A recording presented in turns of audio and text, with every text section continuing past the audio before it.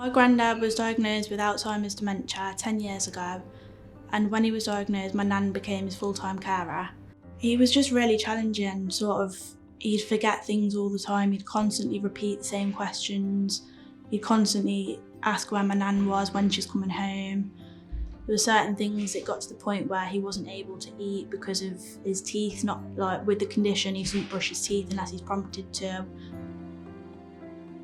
My nan was diagnosed with dementia just as I was graduating from medical school. She, my entire life, wanted to come to my graduation. She wasn't able to. Kitty was wonderful. She was the life and soul of the party. Never a dull moment when Kitty was around.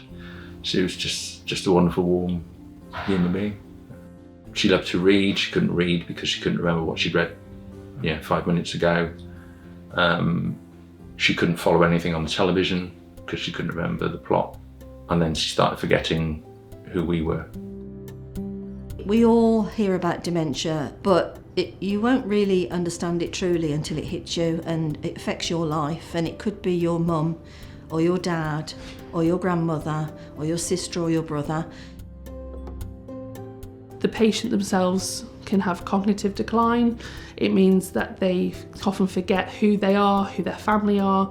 And I always feel for dementia, it's not just a diagnosis for the patient, it's a diagnosis for the entire family, because they have to watch their loved one be lost to dementia and then obviously lose their life to dementia as well at the end of that.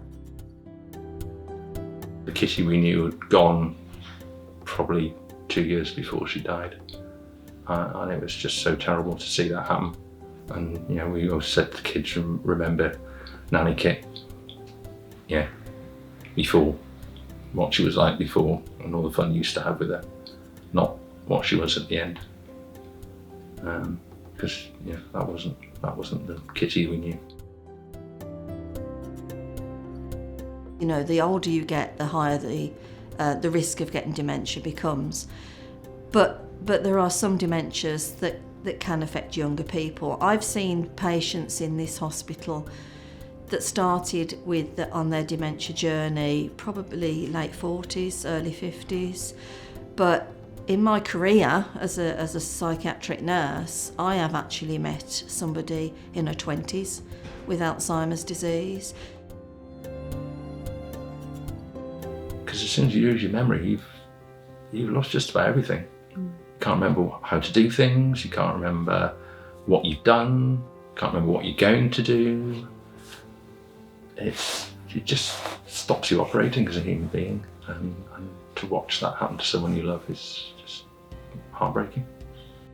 We want to do the best we can for these patients when they come into hospital to lessen the trauma for them and to keep them as calm and as content as we possibly can.